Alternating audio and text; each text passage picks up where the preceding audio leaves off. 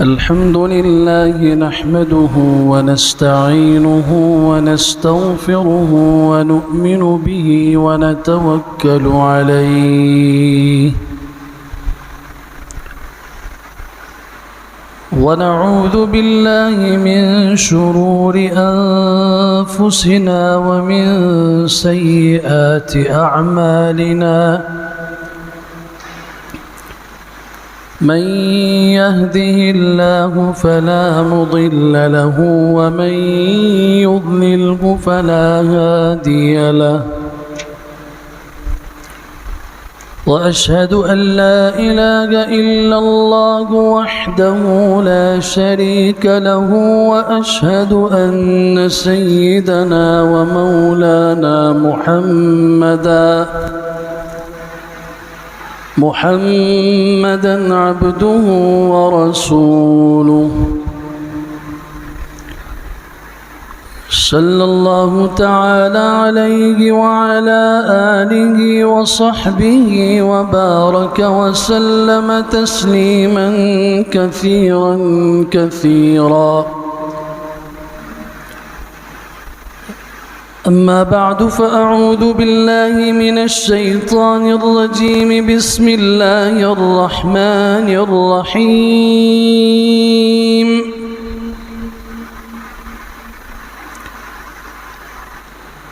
ومن يعظم حرمات الله فهو خير له عند ربه.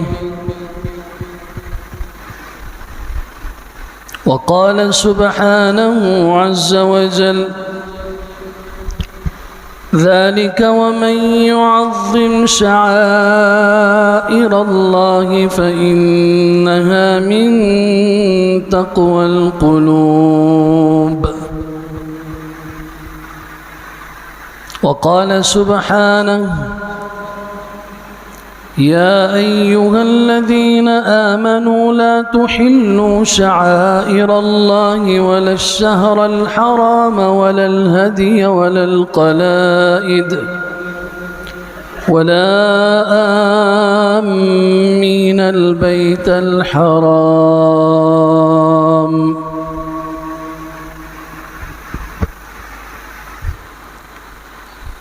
صدق الله مولانا العظيم وبلغنا رسوله النبي الكريم ونحن على ذلك لمن الشاهدين والشاكرين والحمد لله رب العالمين.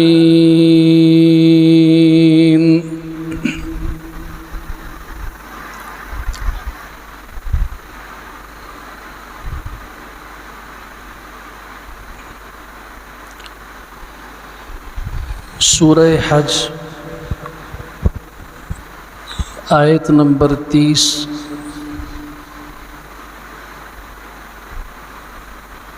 फिर इसी सूरत की आयत नंबर 32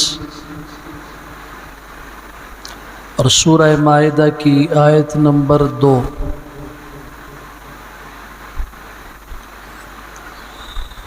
दौरान खुतबा आप हज़रात के सामने तिलावत की हैं। अल्लाह रब्बुल इज़्ज़त हक़ और सच कहने की तौफ़ीक़ अता फ़रमाए और हम सब को इल्म के साथ अमल की तौफ़ीक़ भी नसीब फ़रमाए।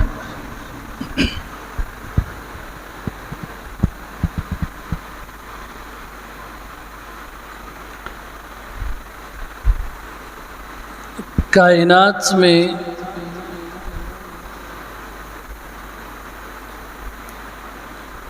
तमाम मखलूक़ात में अशरफुल मखलूक़ात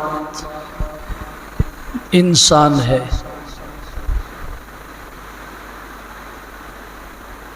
इंसानों में अल्लाह रब्बुल इज़्ज़त ने मकाम और मर्तबे की बुलंदी अहले ईमान को अता फ़रमाई है। अहले ईमान में اللہ کے ہاں سب سے زیادہ عزت والا معزز متقی شخص ہے۔ ان اکرمکم عند اللہ اتقاکم۔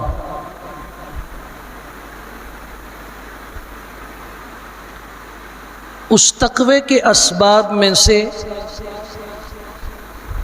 ایک بہت بڑا سبب جس کے ذریعے دل میں تقوی پیدا ہوتا ہے، جس تقوی کے ذریعے سے انسان کی قیمت اللہ کے ہاں بڑھ جاتی ہے اور انسان اللہ کے ہاں معزز ہو جاتا ہے۔ سورہ حج کی آیت نمبر 30 ہے، وَمَن يُعَظِّمْ حُرُمَاتِ اللَّهِ فَهُوَ خَيْرٌ لَهُ عِندَ رَبِّهِ۔ جو شخص اللہ کی محترم قابل احترام بنائی گئی چیزوں کی تعظیم کرتا ہے، اس کے لیے یہ بہت بھلائی اور بہتری کی بات ہے۔ کیا بھلائی ہوگی اسے؟ سورہ حج کی آیت 32 میں، ذَلِكَ وَمَن يُعَظِّمْ شَعَائِرَ اللَّهِ فَإِنَّهَا مِن تَقْوَى الْقُلُوبِ۔ جو شخص اللہ کی نشانیوں کی تعظیم کرتا ہے، احترام کرتا ہے، ادب کرتا ہے،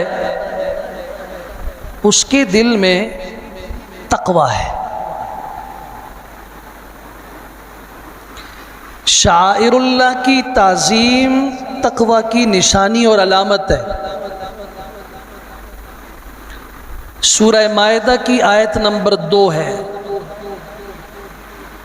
یا ایھا الذین آمنوا لا تحلوا شعائر اللہ۔ اس آیت میں 5 چیزیں بیان ہوئی ہیں اور ان 5 چیزوں کے احترام، توقیر، عزت کا حکم دیا گیا ہے اور ان کی توہین سے منع کیا گیا ہے۔ لا تحلوا شعائر اللہ، ایمان والو اللہ کی نشانیوں کی توہین نہ کرو۔ ولا الشہر الحرام، 12 مہینوں میں سے 4 مہینے عزت والے ہیں، حرمت والے ہیں، انہیں عزت اللہ نے بخشی ہے۔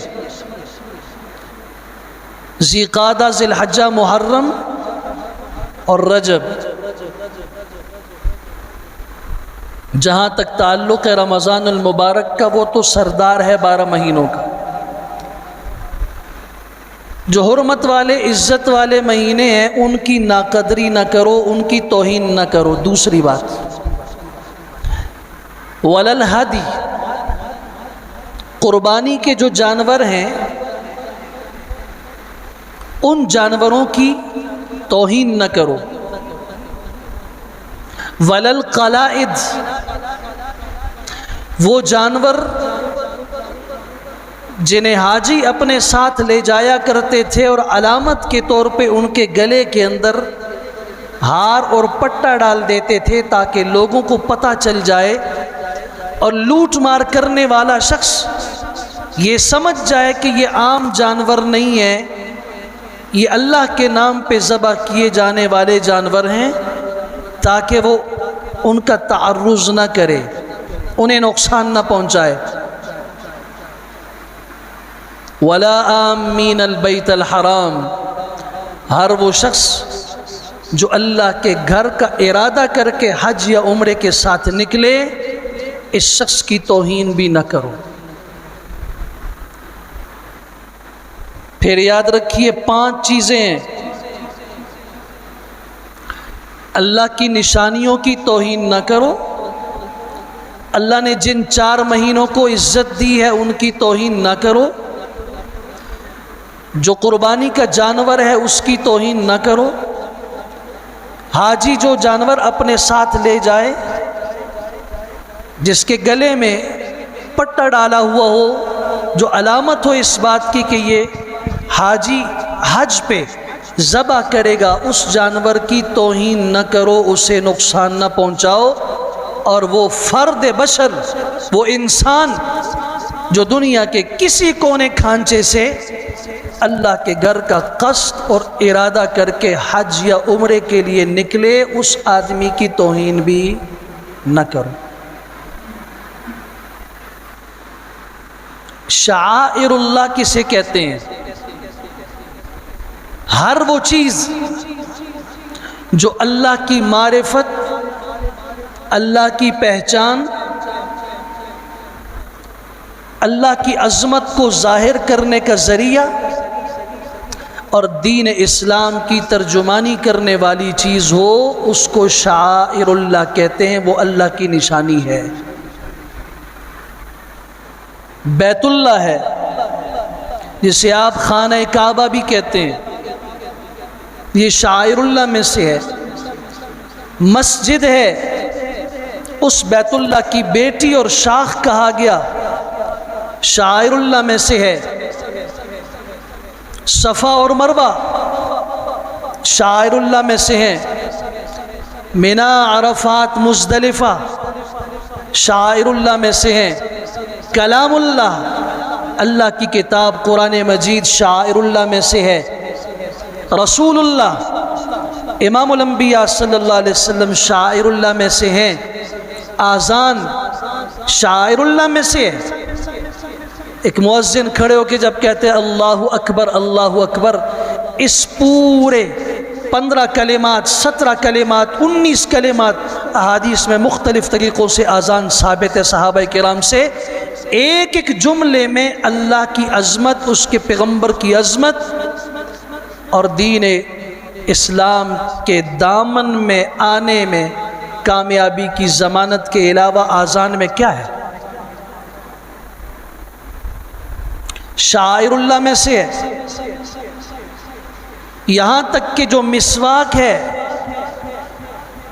چونکہ امام الانبیاء صلی اللہ علیہ وسلم کی سنت ہے اور ایسی عظیم سنت ہے، آپ نے فرمایا اگر مجھے اپنی امت کی مشقت کا ڈر نہ ہوتا تو میں ہر نماز کے لیے انہیں مسواک لازم کر کے حکم دیتا۔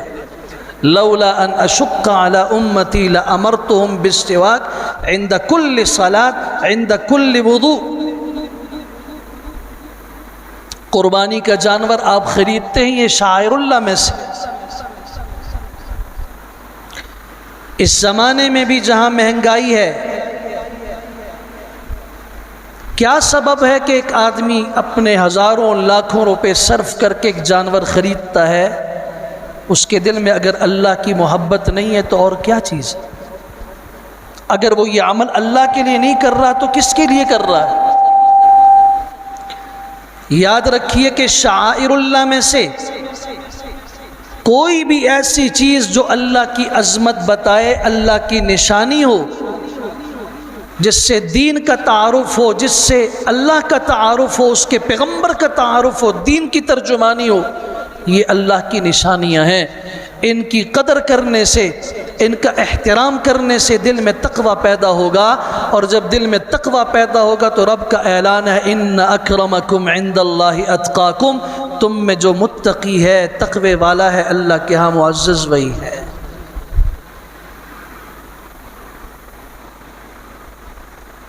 آج جس دور سے ہم گزر رہے ہیں اور جو ہمارے اطراف کا ماحول ہے، اس ماحول پہ نظر دوڑائیے تو قدم قدم پہ ہمارے بھائی، ہمارے مسلمان، ہمارے گھر کی خواتین، ہمارے نوجوان، ہمارے بچے قدم قدم پہ شاعر اللہ کی توہین کرتے ہوئے نظر آتے ہیں۔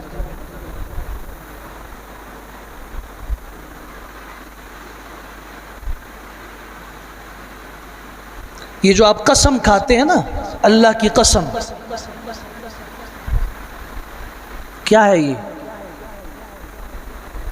آپ کہتے ہیں اللہ کی قسم ہے میں نے یہ کام کرنا ہے، اللہ کی قسم میں کل ایسے کروں گا۔ جب آپ نے اللہ کا حوالہ دے دیا اسلام میں اس سے بڑھ کر بھروسے اور اعتماد والی کوئی اور چیز نہیں ہے۔ شریعت کہتی ہے جب اس نے قسم کھا لی یہ بری ہو گیا، ہے یا نہیں؟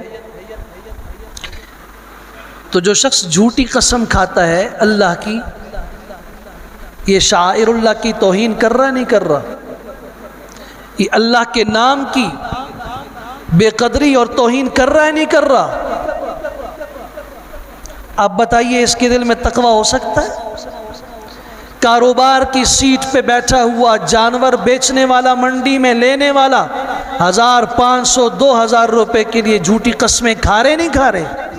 زمین بیچنے والا جسے اللہ نے کروڑوں روپے دیے ہیں کہ وہ پراپرٹی ڈیلر ہے اور وہ کنالوں کی زمینیں بیچنے کا اللہ نے اسے اتنے بڑے منصب کا اور اتنی بڑی حیثیت کا مالک بنایا ہے، وہ چند ہزار کے لیے جب اللہ کی جھوٹی قسم کھاتا ہے تو یہ شاعر اللہ کی توہین کر رہا ہے، یہ اللہ کی توہین کر رہا ہے، اللہ کے نام کی توہین کر رہا ہے، اور اس کا انجام اور اس کی سزا کیا ہے؟ سنن ابن ماجہ، سنن ابن حبان، حدیث کی 2 معتبر کتابیں، ان میں یہ روایت ہے ابو سعید خدری رضی اللہ تعالیٰ عنہ کی، فرماتے مر اعرابی بشاۃ یبیعها، ایک دیہاتی آدمی بکری لیے ہوئے میرے پاس سے گزرا، میں نے کہا اسے بیچنا چاہتے ہو؟ کہنے لگا جی۔ میں نے کہا 3 درہم میں یہ بکری بیچو گے؟ اس نے کہا لا واللہ لا ابیعها، اللہ کی قسم میں اس کو اتنی قیمت میں نہیں بیچوں گا۔ بعد میں اس نے اتنی قیمت میں بیچ دی، 3 درہم میں بکری بیچتی۔ فذکرت ذلک لرسول اللہ، حضرت ابو سعید فرماتے ہیں میں نے یہ بات امام الانبیاء صلی اللہ علیہ وسلم سے ذکر کی، اس دیہاتی نے قسم کھا کے کہا تھا 3 درہم میں یہ بکری نہیں بیچوں گا، پھر اس نے 3 درہم کی بیچی ہے۔ تو پتہ ہے حضور صلی اللہ علیہ وسلم کے الفاظ مبارکہ کیا تھے؟ آپ نے فرمایا باع بآخرتہ دنیا، اس نے آخرت کے بدلے میں دنیا خرید لی، اپنی آخرت کو دنیا کے بدلے میں بیچ دیا اس نے۔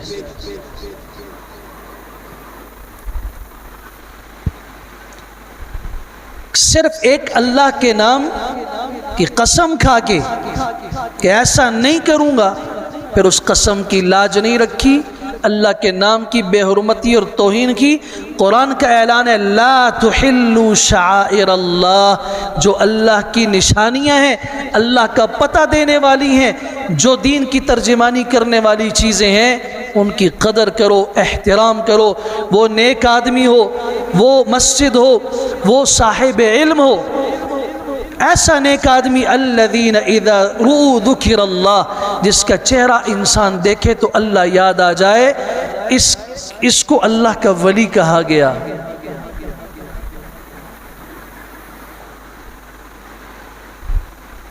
جس کے چہرے پہ سنت رسول نہیں ہے، جس کا لباس زرق و برق لباس ہے، جس کو امام الانبیاء صلی اللہ علیہ وسلم نے منع فرمایا ہے، عورتوں کے مشابہ لباس ہے اس کا، جس کے بال عورتوں کے مشابہ ہیں، جس کی شکل و صورت عورتوں کے مشابہ ہے، یہ تخت ولایت کے اوپر نہیں، یہ کعبے کی چھت کے اوپر بیٹھ جائے، میں رب کعبہ کی قسم کھا کے کہتا ہوں یہ اللہ کا ولی نہیں ہے۔ اللہ کے ولی کی نشانی حضور نے بتائی الذین اذا رؤوا ذکر اللہ، جنہیں دیکھا جائے تو اللہ یاد آ جائے، جن کے ہاں دین کے نام پہ مجالس گانے کی ہوتی ہوں، رقص و سرور کی ہوتی ہوں، ڈھول بجایا جاتا ہو جسے مزامیر اور شیطان کی بانسری کہا گیا، آپ کہتے ہیں یہ اللہ کے ولی ہیں، ان سے اللہ کا تعارف حاصل ہوگا۔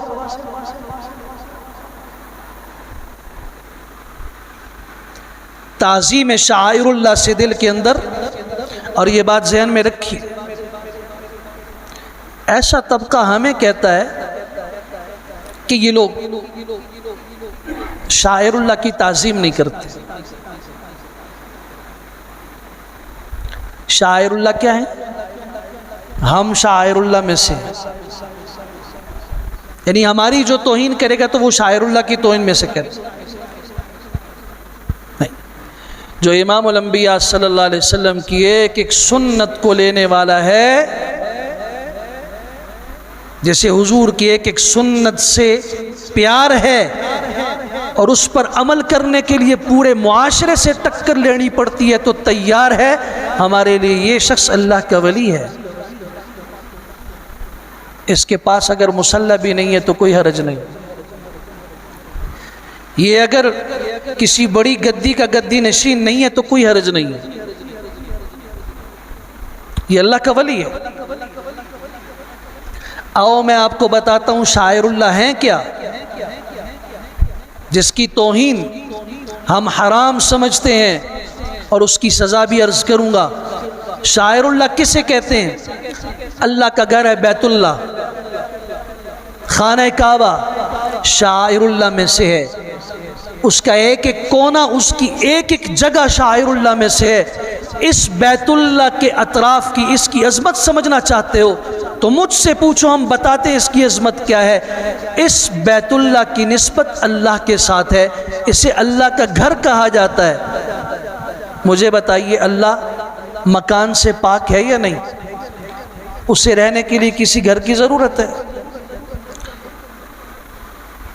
تو یہ چند گز کے اوپر مشتمل پتھر کا بنا ہوا مکان، اسے اللہ کا گھر کہا جائے، کیا اس میں اللہ رہتا ہے؟ اسے بیت اللہ کیوں کہا گیا؟ اس کی نسبت اللہ کے ساتھ، اس رخ کی طرف، اس سمت کی طرف دنیا کا ہر مسلمان رخ کر کے نماز پڑھے گا۔ ایک رخ اور سمت متعین کر دی گئی اور اس کو نسبت اللہ کے ساتھ جوڑ کے اس مقام کو عظمت دی گئی، اس لیے اسے بیت اللہ کہا گیا، ورنہ اللہ کو گھر کی ضرورت نہیں ہے۔ ہم تو اس پتھر کی بھی تعظیم کرتے ہیں، حالانکہ اسلام پتھروں کی تعظیم کا قائل نہیں ہے، لیکن جس پتھر کی نسبت اللہ کے گھر کے ساتھ ہو جائے، جس پتھر کی نسبت امام الانبیاء صلی اللہ علیہ وسلم کی سنت کے ساتھ ہو جائے، وہ پتھر ہمارے لیے شاعر اللہ میں سے بن جاتا ہے۔ ہم اس کی توہین کو حرام سمجھتے ہیں۔ بیت اللہ کس سے بنا ہوا ہے؟ پتھر سے بنا ہوا ہے۔ حجر اسود کیا ہے؟ پتھر ایک سیاہ۔ عرفات کے میدان کے اندر آپ جاتے ہیں، جبل عرفات پتھر ہیں یا نہیں؟ سیاہ پتھر ہیں۔ آپ غار حرا پہ جاتے ہیں، جبل نور پتھر ہیں یا نہیں؟ سیاہ پتھر ہیں۔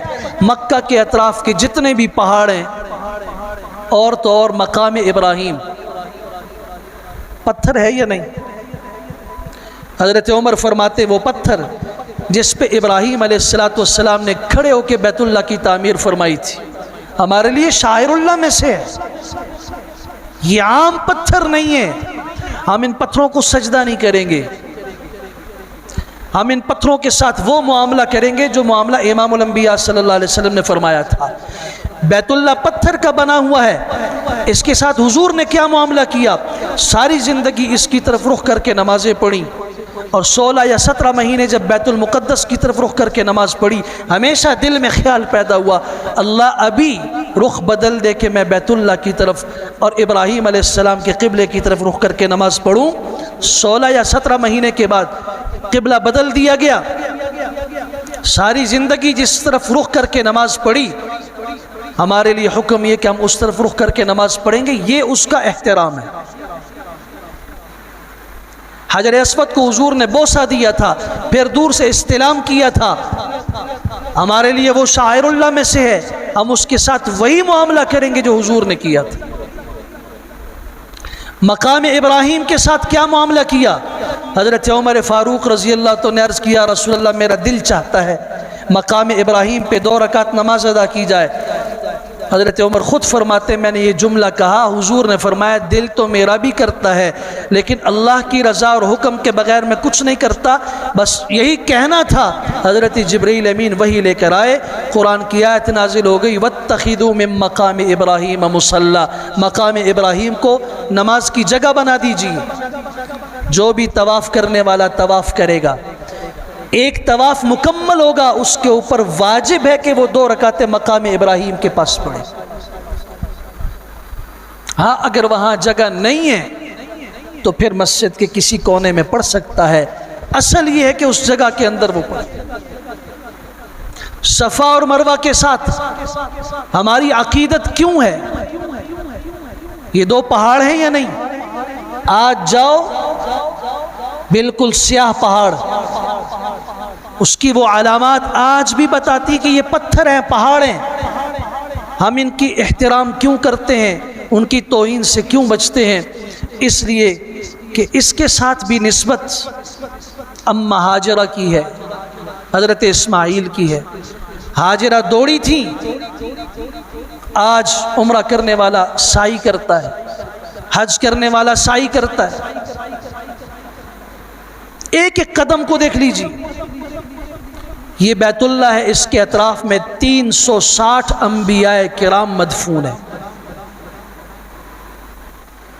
اخبار مکہ پڑھیے، جو نبی جہاں تھا وہ بیت اللہ کے ارادے سے آیا، حج کے ارادے سے آیا، اللہ نے اپنے پاس بلا لیا، مکہ ہی میں انتقال ہو گیا۔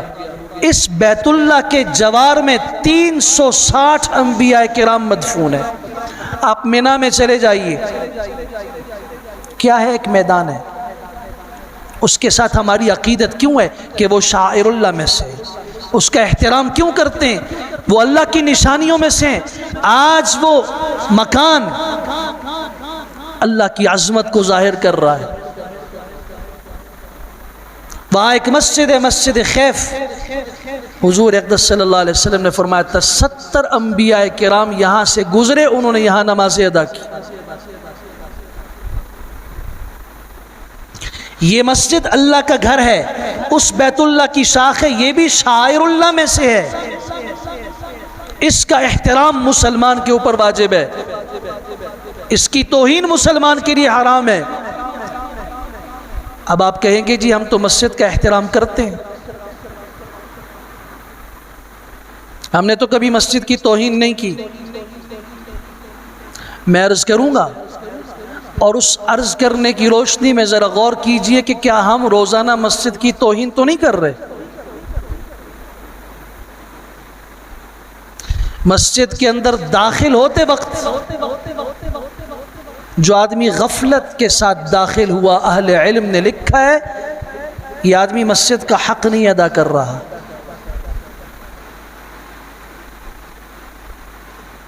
میں تو کبھی کبھار دیکھتا ہوں ایک آدمی نے وہاں سے گزر کے جانا ہے اس طرف، تو وہ سوچتا ہے کہ میں مسجد سے جا کے گلی کے دور سے گھوم کے جاؤں گا، سو وہ وہاں سے اندر داخل ہو کے جوتے اتارتا ہے اور شارٹ کٹ اس گیٹ سے نکل کے چلا جاتا ہے۔ آپ احادیث کی روشنی میں پوچھئے حضور صلی اللہ علیہ وسلم سے، یہ مسجد کی توہین کر رہا ہے۔ امام الانبیاء صلی اللہ علیہ وسلم نے فرمایا مسجد کو راہ گزر نہ بناؤ، مسجد کو گزرنے کا راستہ نہ بناؤ۔ آپ کو گھوم کے جانا پڑتا ہے، باہر سے جاؤ، اگر آپ نے مسجد کے اندر قدم رکھنا ہے تو مسجد کا ادب یہ ہے کہ آپ تحیۃ المسجد پڑھو، اس کے بغیر آپ اگر وہاں سے نکلے ہو تو آپ مسجد کی توہین کرنے والے ہو۔ اب سوچئے ذرا اس کو، کام کاج کے کپڑوں میں مسجد کے اندر داخل ہونے والا، ہاتھ اور پیر مٹی کے ساتھ اور کام کاج کے اس گند کے ساتھ بھرے ہوئے حال میں مسجد کے اندر سے گزرنے والا مسجد کی توہین کرنے والا ہے۔ غور کیجیے آپ،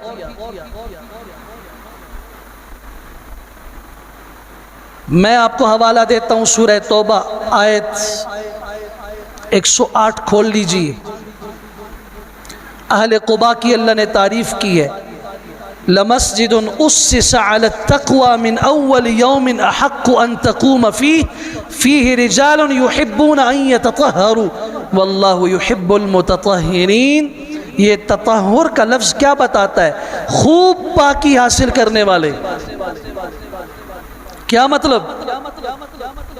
حضرت عبداللہ ابن مسعود رضی اللہ تعالیٰ مسجد میں داخل ہونے سے پہلے صاف ستھرے کپڑے پہن کے خوشبو لگا کے داخل ہوتے تھے۔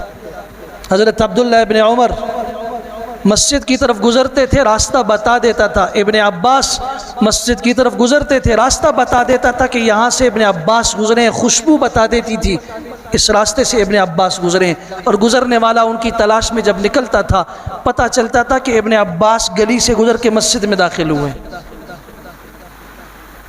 حضرت سلمہ ابن الاکوع رضی اللہ تعالیٰ وضو فرماتے تھے، وضو کرنے کے بعد وہیں پہ وضو خانے میں وضو کرنے کے بعد اپنے ہاتھ کی تلی کے اوپر مشک، جو دنیا کی مہنگی ترین خوشبوؤں میں سے، اپنی ہاتھ کے اوپر اس کو ڈال کے اس کو مل کے جسم پہ اور اپنے کپڑوں پہ مل کے پھر مسجد میں قدم رکھا کرتے تھے اور فرمایا کرتے تھے یوں ہمیں حکم دیا گیا ہے اللہ کے گھر میں داخل ہونے کا۔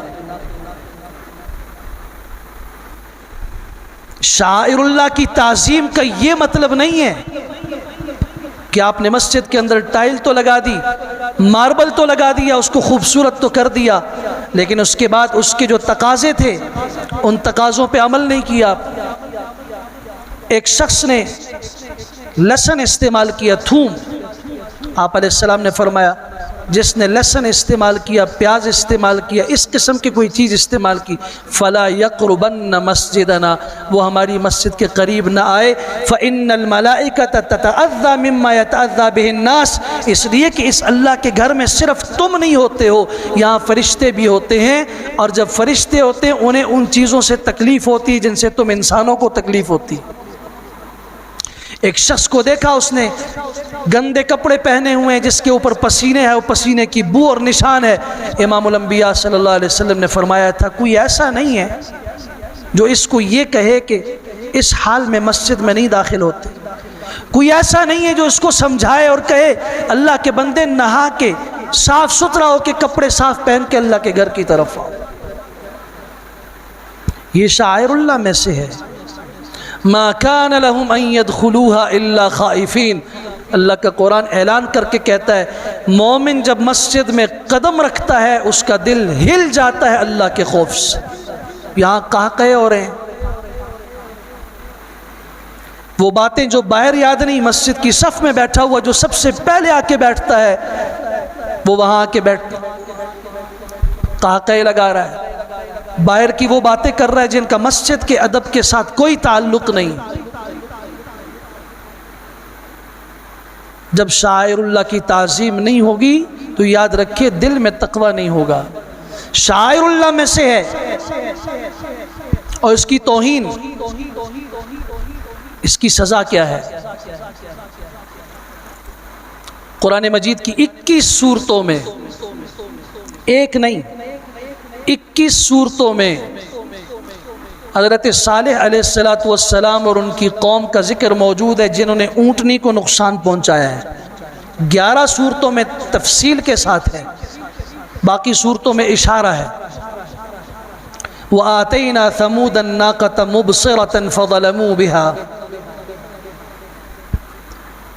انہوں نے خود مطالبہ کیا حضرت صالح علیہ السلام سے ہم آپ کو اللہ کا نبی مانیں گے۔ اس وقت اس سامنے کی چٹان سے 10 ماہ کی گابن اونٹنی آپ نکالیں، اپنے رب سے کہو وہ نکالے، اور پھر بھی ہم نہیں مانیں گے۔ وہ اونٹنی نکلے گی اس چٹان کے اندر سے اور ہماری نظروں کے سامنے بچہ دے گی، تب ہم آپ کو اللہ کا نبی مانیں گے۔ حضرت نے دعا فرمائی، اب اللہ کی عظیم نشانی، اونٹنی وہاں سے نکلی، وہ چٹان پھٹی اور ایک زندہ، وہ رب قادر ہے، ہم مسلمانوں کا عقیدہ ہے ہمارا رب پتھر کے اندر سے زندہ جانور نکال سکتا ہے۔ وہ ایک گندے پانی کے قطرے سے اتنا خوبصورت انسان اگر بنا سکتا ہے تو اور کون سی چیز ایسی ہے جو اس کے دست قدرت سے باہر ہو؟ وہ اونٹنی نکلی، اس نے بچہ ان کی نظروں کے سامنے دیا۔ اب حضرت نے فرمایا ہذہ ناقۃ اللہ لکم آیہ، یہ اللہ کی نشانی ہے، اللہ کی اونٹنی ہے۔ فلا تمسوها بسوء، اسے برے ارادے سے چھونا بھی نہیں، اگر تم نے چھوا فیأخذکم عذاب علیم، دردناک عذاب آئے گا۔ قوم کے 9 آدمی اٹھے اور ان بدبختوں کا سرغنہ تھا قدار ابن سالف، جس نے ہمت دلائی، پیچھے پوری قوم کھڑی تھی، اور یہ عمل کرنے والے صرف 9 آدمی تھے۔ وَكَانَ فِي الْمَدِينَةِ 9 رَهْطٌ يُفْسِدُونَ فِي الْأَرْضِ وَلَا يُصْلِحُونَ۔ قدار نے آگے بڑھ کے اس اونٹنی پہ حملہ کر کے اس کے پاؤں کاٹ دیے۔ فَعَقَرُوهَا، اب اللہ نے فرمایا ان سے کہہ دیجئے تمتعوا فی دارکم 3 ایام، بس اب تمہاری مہلت کا وقت ختم ہو چکا ہے۔ تم نے اللہ کی وہ نشانی جو خود مانگی تھی، اللہ کی قدرت کی نشانی، اس کی عظمت کی نشانی، اس کی قدرت کا پتہ دینے والی نشانی کی توہین کرنے کا انجام اب تم 3 دن کے بعد دیکھو گے۔ 3 دن ہے تمہارے پاس۔ پہلے دن ان کے چہرے زرد ہو گئے، دوسرے دن چہرے سب کے متغیر ہو کے سرخ ہو گئے، تیسرے دن سب کے چہرے سیاہ ہو گئے، اور فَأَصْبَحُوا فِي دِيَارِهِمْ جَاثِمِينَ۔ 3 دن کے بعد قوم کا کوئی ایک فرد بھی باقی نہیں بچا۔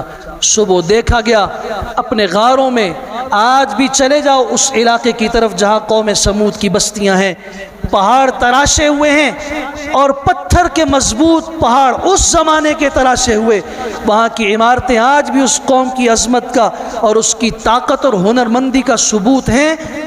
3 دن کے بعد قوم ایسی تباہ و برباد ہوئی، گھٹنوں کے بل سب اوندے منہ پڑے ہوئے تھے۔ سبب کیا تھا؟ اللہ کی نشانی کی بے حرمتی۔ اٹھاؤ بیت اللہ اللہ کے شعائر میں سے ہے۔ ابرہہ لشکر لے کے یمن سے اس کی طرف آیا تھا۔ حضرت عبد المطلب حضور کے دادا تھے۔ آپ نے پورے مکہ والوں کو جمع کر کے فرمایا یہاں سے نکل جاؤ، ہمارے اندر اتنی طاقت نہیں ہے کہ ہم ہاتھیوں کا مقابلہ کر سکیں، اس لشکر کا مقابلہ کر سکیں۔ مکہ کو گھروں کو خالی کر کے پہاڑوں پہ چڑھ جاؤ، ضرورت کا سامان لو، نکل جاؤ۔ انہوں نے عبد المطلب کے 200 اونٹ پکڑ لیے۔ حضرت کو پتہ چلا، گئے اس کے پاس اور ابرہہ سے کہا کہ میں اپنے 200 اونٹ مانگنے آیا ہوں۔ اس کا وہ جملہ تاریخ کے اندر موجود ہے۔ اس نے کہا ہم آپ کے سب سے مقدس مقام کو گرانے کی نیت سے آئے ہیں، ہم تمہارے خانہ کعبہ کو گرانے آئے ہیں، تمہیں اپنے اونٹوں کی فکر ہے۔ تو عبد المطلب کا جملہ یاد رکھیے، اور میں اکثر کہتا ہوں آج بھی جب کوئی شخص شاعر اللہ کی طرف اٹھے، تمہیں ضرورت نہیں ہے، اگر تم اتنا طاقت نہیں رکھتے ہو، کم از کم وہ جذبہ رکھو جو عبد المطلب کا تھا، وہ ایمان رکھو کہ خیر ہمارے اندر اگر اتنی طاقت نہیں ہے، وہ رب ہے جس کی یہ نشانی ہے۔ عبد المطلب نے کہا تھا میں اپنے اونٹوں کا مالک ہوں، مجھے ان کی فکر ہے، تم میری مملوکہ چیزیں مجھے دے دو۔ بیت اللہ جس کا ہے اس کا مالک بہتر جانتا ہے کہ وہ اپنے گھر کی کیسے حفاظت کرے گا، اور پھر رب نے حفاظت کی یا نہیں کی۔ بطن محصر تک یہ لوگ پہنچے، بیت اللہ ابھی دور تھا۔ اللہ نے کوئی فوج نہیں بھیجی فرشتوں کی، کوئی بڑا لشکر نہیں بھیجا، چھوٹے سے وہ ابابیل کے پرندے تو جدہ کے ساحل سمندر سے اٹھ کے آئے، ہر ایک کے پاؤں میں بھی کنکری، چونچ میں بھی کنکری۔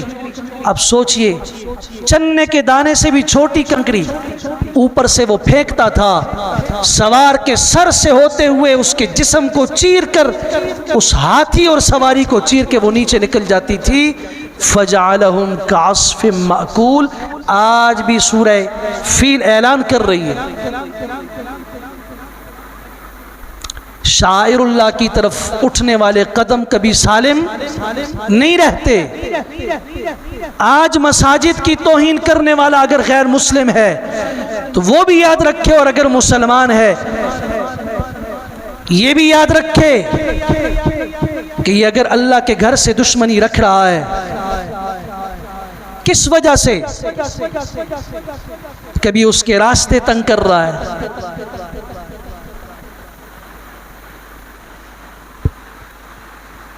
میں نے پہلے بھی ایک دفعہ کہا تھا، میں نے ایک ایک آدمی کا گھر اور کوٹھی دیکھی ہے، اس محلے میں بھی موجود ہے، جا کے دیکھو۔ آپ کا گھر اور آپ کی کوٹھی ہو اور اس تک اتنا بڑا راستہ ہو کہ ڈمپر اور بڑا ٹرک آسانی سے میرے دروازے تک آ سکے، اور وہاں اللہ کے گھر میں اتنی گنجائش راستے کے اندر نہ ہو کہ وہاں ایک گاڑی اور وہاں ایک موٹر سائیکل آ سکے، یہ شعائر اللہ اور مسجد کی توہین نہیں ہے تو کیا ہے؟ مسجد کی بے آبادی اور غیر آبادی کا یہ قدم ہے یا نہیں تو اور کیا ہے؟ پھر آپ اللہ سے خیر کی توقع بھی رکھتے ہو۔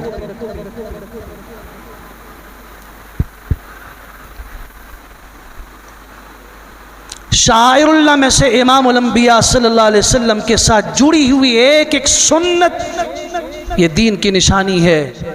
اس سنت کی قدر جنگ قادسیہ کے بارے میں پڑھو ذرا، کئی دن تک مقابلہ ہوتا رہا اور دشمن غالب رہا، مسلمان حیران ہو گئے، ایسا تو کبھی نہیں ہوا۔ امیر لشکر نے سب کو جمع کر کے پوچھا، ارے بتاؤ کون سا ایسا عمل ہے؟ کیا تمہارے دلوں میں کوئی اخلاص نہیں تھا؟ کیا وجہ ہے کہ آج دشمن کے مقابلے میں فتح نہیں ہو رہی؟ بیٹھ کے سر جوڑا، سوچا، مشورہ کیا، یہ بات سامنے آئی، ہاں چونکہ سفر میں ہے اور کئی دن اور جنگ کی حالت میں ہے۔ امام الانبیاء صلی اللہ علیہ وسلم کی بڑی سنت جو آپ ہر نماز اور ہر وضو کے ساتھ کیا کرتے تھے، مسواک کی سنت، کئی دنوں سے ہم سے رہ گئی ہے، ہمیں اور تو یاد نہیں ہے۔ امیر لشکر نے کہا ہاں یہ سنت رہنے کا نتیجہ یہ آج فتح نہیں مل رہی، اٹھو جو درخت ملے اس کی ٹہنی کاٹو، مسواک بنا کے مسواک کرو۔ انہوں نے مسواکیں توڑی ہیں، اللہ نے اس ٹہنی کے، مسواک کے لیے کتنی بڑی ٹہنی ہوگی، اس ٹہنی کے توڑتے وقت مسلمانوں کو دیکھا، ان کے دل میں اللہ نے اس سنت کی برکت سے اتنا روب ڈال دیا، کانپ اٹھے، یہ دانت تیز کر رہے ہیں، لگتا ہے کہ یہ ہمیں کچا چبانے کے چکر میں۔ تلواریں تھیں، ان کا خوف نہیں، نیزے تھے، تیر تھے، سامنے عظیم الشان لشکر تھا، نہیں، چھوٹی چھوٹی سی ٹہنیاں اور مسواکیں، چونکہ ان کی نسبت امام الانبیاء صلی اللہ علیہ وسلم کے ساتھ ہے، یہ شاعر اسلام میں سے ہیں۔ اس کا خیال آیا، مجھے بتاؤ قادسیہ فتح ہوا نہیں ہوا؟ اٹھاؤ صحیح بخاری کو، حدیث کی معتبر کتاب، مسلم اٹھاؤ، ترمذی اٹھاؤ، ابو داؤد اٹھاؤ، کسی کتاب کو اٹھا کے دیکھو، کیا یہ حدیث موجود نہیں ہے کہ رسول اللہ صلی اللہ علیہ وسلم نے فرمایا تھا، لوگوں خیال رکھو اس بات کا، امام کے پیچھے جب نماز پڑھتے ہو، امام سے پہلے رکوع سے سر نہ اٹھاؤ اور نہ اس سے پہلے رکوع کے اندر سر جھکاؤ، امام سے آگے نہ بڑھو۔ انی خشیت من یرفع رأسا قبل امامہ، مجھے ڈر لگتا ہے، مجھے خوف ہے، اس بات کا خطرہ ہے کہ جو امام سے پہلے سر اٹھاتا ہے، مجھے اس بات کا خوف ہے ان یحول اللہ رأسہ رأس حمار، اللہ اس کے سر کو بدل کے گدھے کا سر نہ کر دے۔ معجم طبرانی کی حدیث کے الفاظ ہیں، اللہ اس کے سر کو کتے کا سر نہ بنا دے۔ یہ حدیث بخاری میں موجود نہیں ہے، یہ مسلم اور حدیث کی کتابوں میں موجود نہیں ہے۔ اس میں کیا ہے؟ غور کیجئے نا، نماز تو پڑھ رہا ہے، یہ رکوع بھی کر رہا ہے، سجدہ بھی کر رہا ہے، قیام بھی کر رہا ہے، اس میں میسج کیا ہے؟ امام کی عظمت کی طرف اشارہ ہے۔ امام کو امام کہتے کیوں ہیں؟ امام کا معنی ہے مقتدا، امام کا معنی ہے پیشوا، امام کا معنی ہے آگے چلنے والا، مقتدی کا مطلب ہے پیچھے چلنے والا، اقتدا کرنے والا۔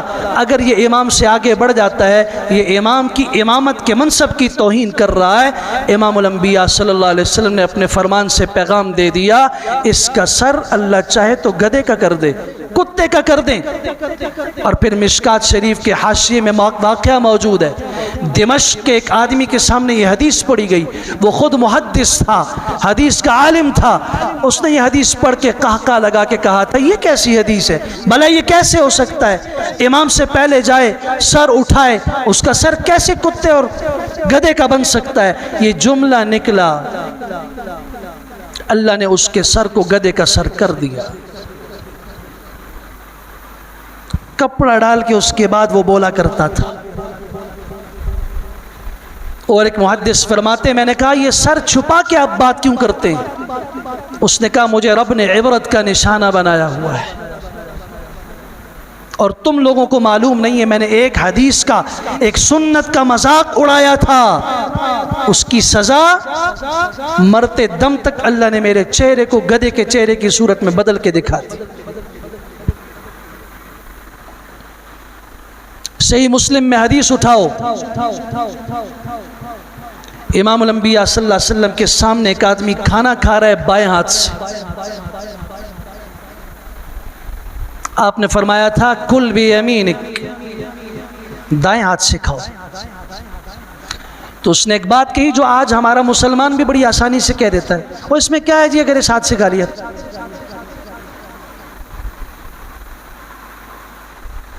آپ نے فرمایا دائیں ہاتھ سے کھاؤ، اس نے کہا لا استطیع، میری طاقت نہیں ہے، میں نہیں کھا سکتا، ہاتھ ٹھیک تھا، کہتا نہیں کر سکتا میں۔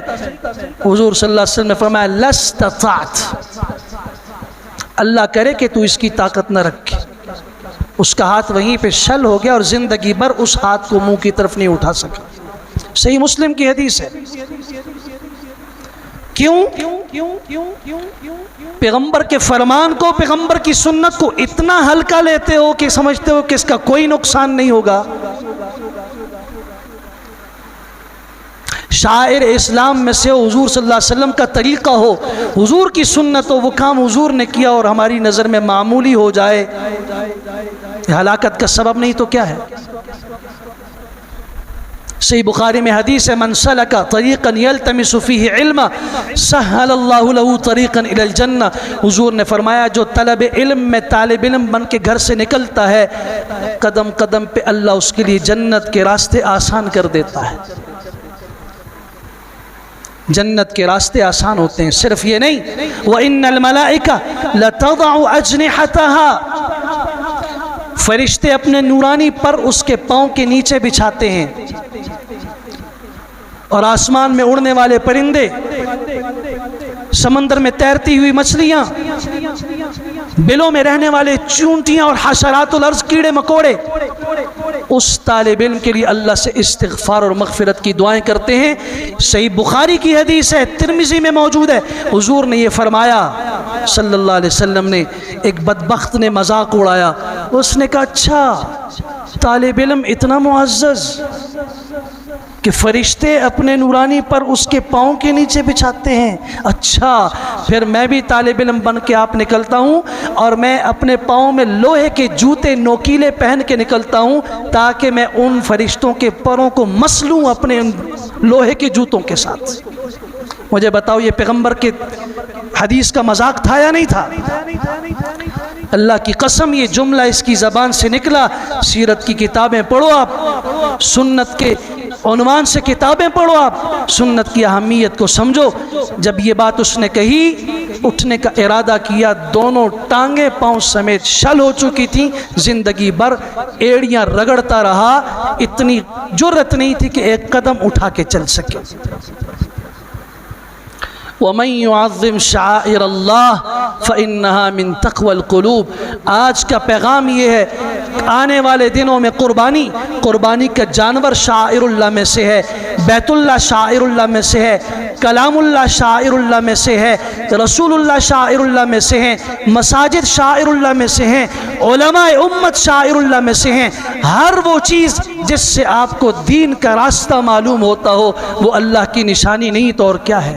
آج میرے ملک کا جھنڈا سبز ہلالی پرچم مجھے نظر آتا ہے، میں اسے اٹھاتا ہوں کہ یہ میرے ملک کی نشانی ہے، اور جب کوئی شخص اسے پہن کے اسے ہاتھ میں لہراتا ہوا مجھے کسی دنیا کے کونے میں نظر آئے، میں عقیدت سے دیکھتا ہوں کہ یہ میرے ملک کا باشندہ ہے، کیوں اس کے ہاتھ کا یہ جھنڈا، اس کے جسم کی یہ شرٹ یہ پتہ دے رہی ہے کہ یہ کس ملک سے تعلق رکھتا ہے۔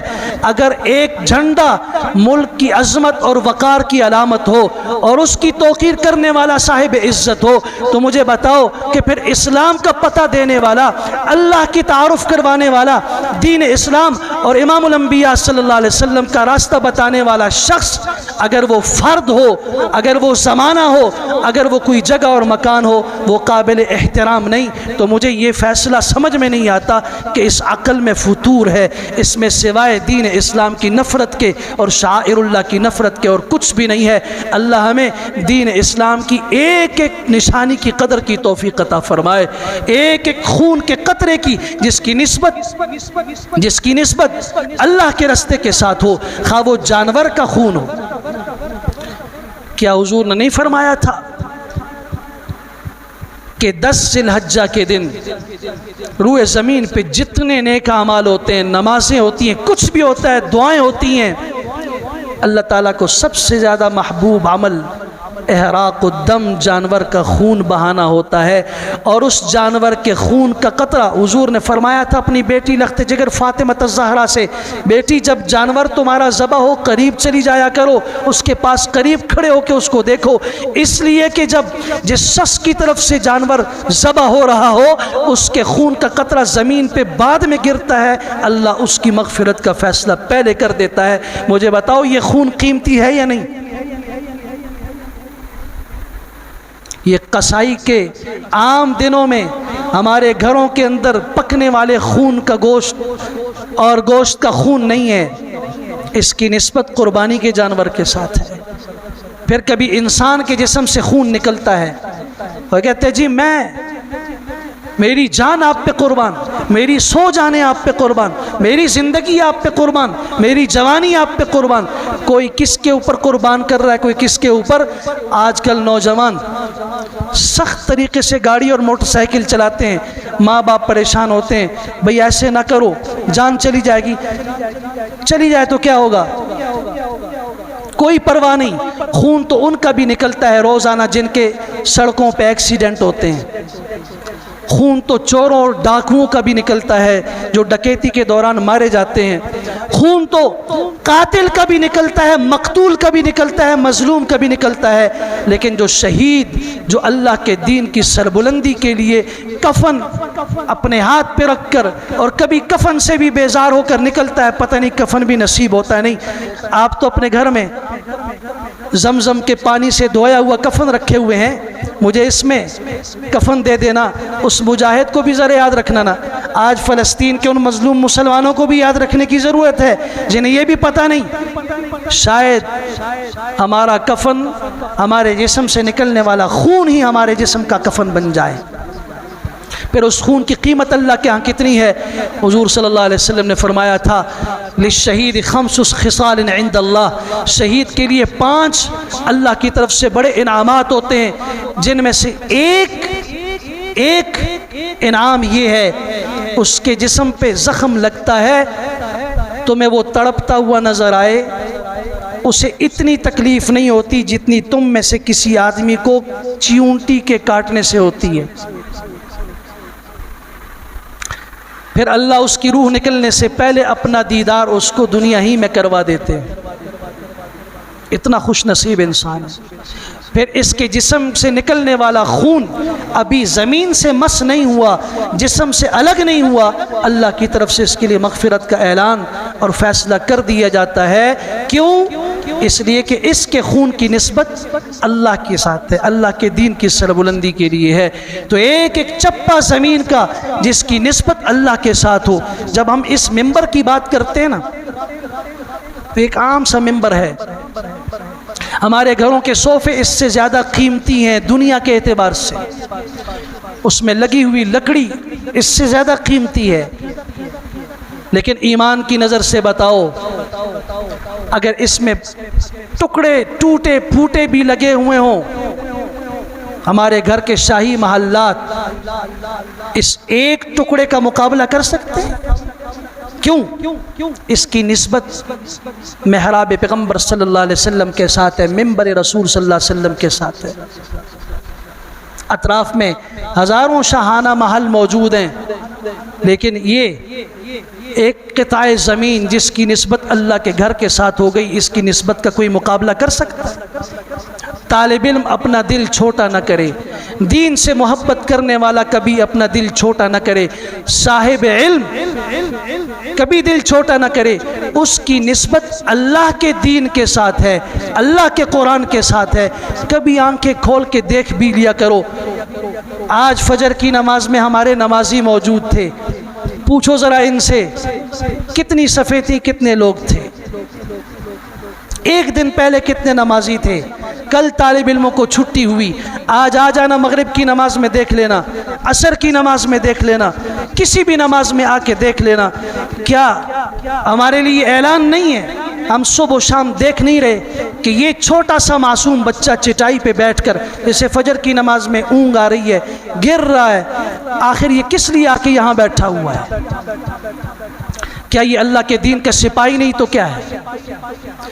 اس کا تعلق اگر اللہ کے دین اور قرآن سے نہیں ہے تو پھر میرا ہے؟ نہیں، کبھی دل چھوٹا نہ کرو۔